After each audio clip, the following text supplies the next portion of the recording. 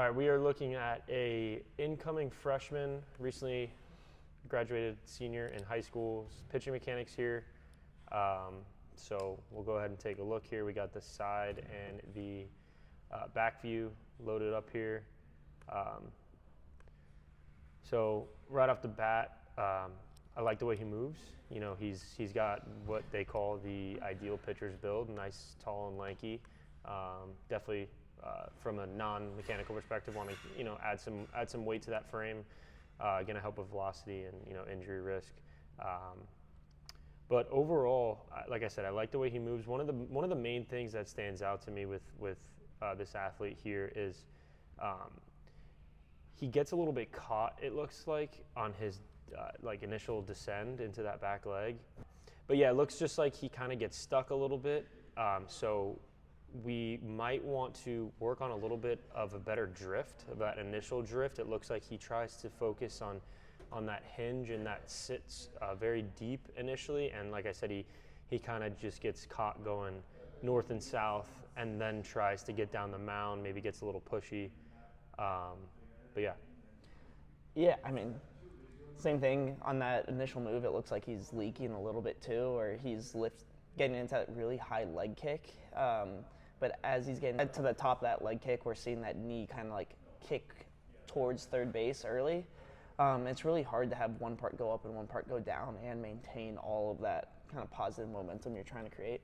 And it's probably just him getting a little bit pushy because he's not getting into that early drift. But yeah, he's clearly a super whippy guy. You see he takes a pretty quad dominant movement to pitching, but he gets through everything. Like, could he improve his hinge a little bit and kind of stay back? Possibly, but it's hard to say. Like, that nuance there is way more complicated than we think it is there. Like, there's a lot of people that throw really hard from a quad dominant perspective. There's a lot that throw hard from a glute dominant perspective. It's somewhere in that spectrum. And a lot of that relies on his anatomy of like how long his legs are to his torso. And so if he has those really long legs in relation to torso, he's going to have to take a quad dominant pattern. But I still do think, even though he's taking that quad dominant pattern, he probably could improve that hinge a little bit where he's not like going back with his back also. Trying to just get into a tiny bit more of a hinge while that knee still travels forward over the toes, which I'm not really concerned about that part. Yeah, and then kind of like I would talk about that initial descent, he's trying to really sit deep and like we said, knees over toes, quad dominant, which separate kind of discussion here. But because he's trying to sit so deep, you can see like his hips end up going down, and then as they rotate, they're rotating uphill rather than down plane with the slope. So that is and it's with kind of all mechanical things with pitching. They all work together. Like if you do one thing poorly, it will lead to another thing kind of being affected. So when looking at that, like you're not going to try to tell the athlete, hey, keep your hips rotating down. You would try to clean up that initial descent, and then notice that will then affect the rotational aspect of the hips going downhill. They'll kind of work together and clean each other up. Yeah, and then, I mean, besides all this, right, like he has maybe a flaw in that initial move, and it's something he can clear up. But the best athletes are the ones that can compensate around those problems. Like, he still throws really, really hard. And so it goes to show, like, hey, it's not all mechanics that lead to how well you throw. Like, you can have a lot of flaws and still throw really hard because he rotates so fast and so whippy. Like, he clearly is going to have a really high trunk rotational speed. He's going to have a really whippy arm action. Like, he leverages those positions really well. And it's probably just if we clean up that initial move, he's going to add a little bit of consistency. Like, do we know for sure that's going to add velocity? No, but it might add consistent velocity there, where that average velocity, instead of, it might stick closer to his top velocity versus having this big, change, maybe a 4 mile an hour change from where his like top velo is and his bottom velo is. Yeah, because he does a really good job like looking at like the other positions he gets his body into. He's got a nice short arm action, but not to the point where it's a problem. Like he gets that arm up in a great spot, loads that scap, at full foot force there. He's you know, his hips are firing. So to me, his main focus is going to be that initial descent. And then again, from there, we'll see what else, you know, kind of will change through changing that. Because again, when you make changes in one part of the delivery, it's going to affect other parts. Quick question, going to ball release here, what are your thoughts on his head kind of kicking towards, let's say, a first base dugout? Yeah, I noticed that, and I looked at his front side thinking it maybe was pulling out, but I don't think it is. I think what it could be is his high 3/4 slot. I don't think that is something that I would worry about changing. The only thing, I guess, from like a command perspective, that, you know, yanking that head out, and like if you see, like we'll stop the video here right at essentially ball release, like his eyes and his head are like nowhere near the target. So there are guys that throw 100 and command the zone with that. So again, everybody's different. So if it works, it works. If it doesn't, let's figure out a way to change it. But I do think solely because of his arm slot, like I think that like he needs to like almost like clear some space.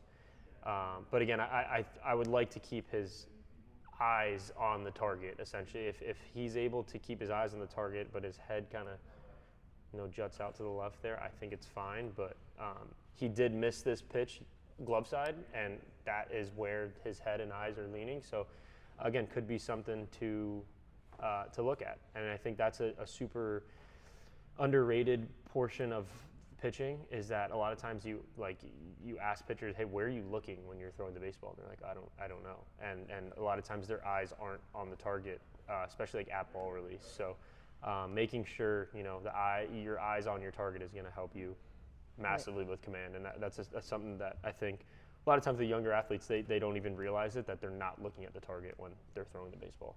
Yeah. Yeah, I actually agree. I think he's just clearing his head out of the way so he can get his arm through. Yeah.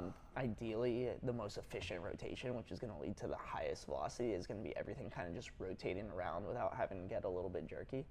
But I think if it's just the head and it's not him like jerking that front side or kind of having that misconnection or that missequencing where he's not rotating together with that front and back side, I don't see a massive issue with it.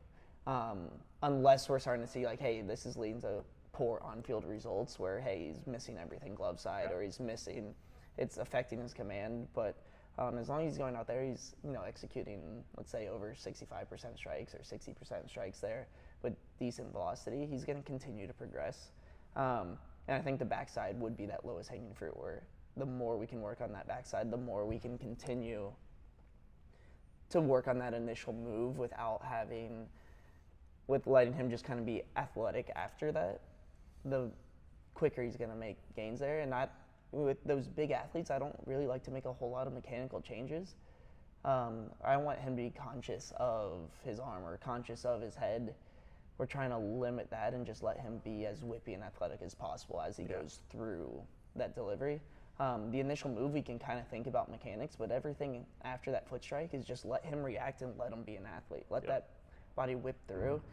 See if you can add some velo, you know, get up into like the mid-90s here with a little bit of weight gain, continued strength train, and he'll continue to get healthy on that front leg. Yeah. Yeah, I think like something that I would want to mess around with him would be like a front foot hover drill.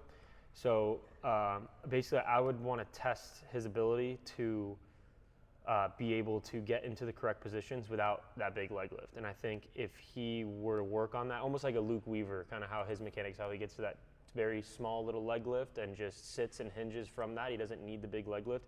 So I think testing his ability to be able to do that would be a really good way for him to understand the drift and the sit and not needing that big leg lift to be able to, you know, get things a little screwed up. So I think that's what I would want to do with him is program him out, like I said, front foot hover drills, and just feel that initial descent without a big leg lift and just get a little bit of a better drift and more linear movement in that initial movement. And I think that is something that, again, if he's able to figure it out without that big leg lift, then incorporating the sequencing and the timing of a motion and a wind up with a leg lift, his velo will tick up from there. But again, I think he's too much focused on up and down over the rubber. So I think let's remove the up portion and just have them figure out how to get down the mound, still loading, obviously hinging a little bit better.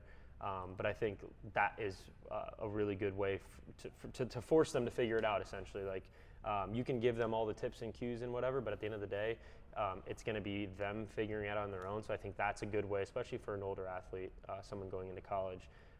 Basically just say, hey, do this, and you're going to suck at it, and do it enough times until you figure it out, and then we'll add the leg lift back in, and we'll add, his motion, his full windup in, and I think his timing and everything will clean up from there. Yeah. Yeah, I agree. Create a little bit of momentum, let him use athleticism, and kind of see what happens. Let his body kind of adapt to a new stimulus. Yep. Without trying to force these over mechanical cues or these over cues. He will be one that you just give him a little challenge and let him work with it for a month or a couple weeks. He might figure it out pretty quick. And it might be he figures out in one day if you just add a little bit of that drift and just say, hey, react from there, and whip it through. For sure. Cool. Well, thank you guys for watching, and like, comment, subscribe for more. Thank you.